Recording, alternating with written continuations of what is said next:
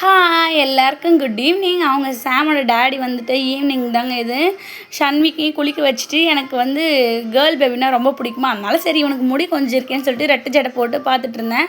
அவங்க டேடியும் கரெக்டாக வந்துட்டோன்னே இவர் பார்த்திங்களா என்கிட்ட இருந்து அவங்க அப்பா கிட்டே ஓடி போயிட்டாரு. அதுக்கப்புறம் அவங்க அப்பா வரும்போது கொஞ்சம் சமோசாவும் வடையும் வாங்கிட்டு வந்தாங்க. எனக்கு பசிக்குதுன்னு சொல்லவே அதுக்கப்புறம் மாவும் நைட்டுக்கு சமைக்கிறதுக்கு சிக்கனும், ஏன்னா நம்ம சண்டே எதுவுமே செய்யலை இல்லையா, அதனால அவர் வரும்போது சிக்கன் வாங்கிட்டு வந்திருந்தார். நான் தான் சிக்கன் சும்மா குழம்பு மாதிரி கொஞ்சம் வச்சுருந்தேன். சும்மா வெங்காயம் தக்காளியெலாம் அரிஞ்சிட்டு ஃபஸ்ட்டு கொஞ்சம் வெங்காயத்தை போட்டு வதக்கிக்கிட்டேங்க.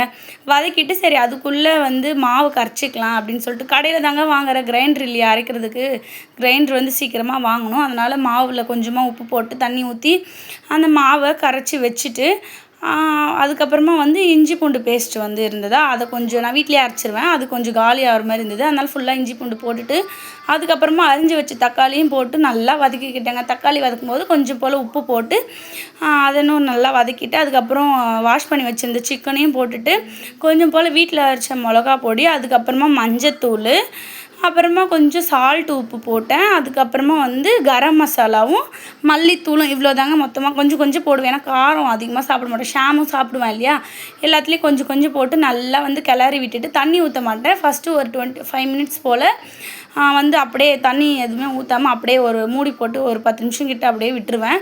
அதுக்கப்புறம் சரி ஒரு பக்கம் தோசை ஊற்றலான்னு சொல்லிட்டு பெரிய அடுப்புலேருந்து சின்ன அடுப்புக்கு வந்து சிக்கன் மாற்றிட்டு இந்த பக்கம் பெரிய அடுப்பில் வந்து தோசை ஊற்றலாம், சரி வேலை சீக்கிரம் முடியும் இல்லையா, அங்கே ரொம்ப கிச்சனில் வந்து வேக்காடாக இருந்தது, அதனால தான் சரி முடிச்சுட்டு போகலான்னு சொல்லிட்டு தோசை தாங்க ஊற்றினேன்.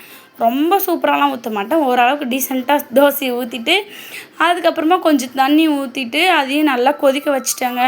எனக்கு வந்து இதெல்லாம் செய்ய தெரியுமான்றதே எனக்கு ஆச்சரியமாக தான் இருக்குது. ஏன்னா எனக்கு கல்யாணம் ஆன புதுசில் சுடு தண்ணி கூட போட தெரியாது. இப்போ எல்லாமே ஓரளவுக்கு கற்றுக்கிட்டு ஓரளவுக்கு சமைக்கிறேன். அதுக்கப்புறம் என்ன எல்லாமே சமைச்சு முடிச்சுட்டு போயிட்டு சாப்பிட்டுட்டு நைட்டு டின்னர் சூப்பராக முடிச்சிட்டோங்க. அவ்வளோதான். நாளைக்கு ஒரு வீடியோவில் பார்க்கலாம். எல்லாருக்கும் பாய்.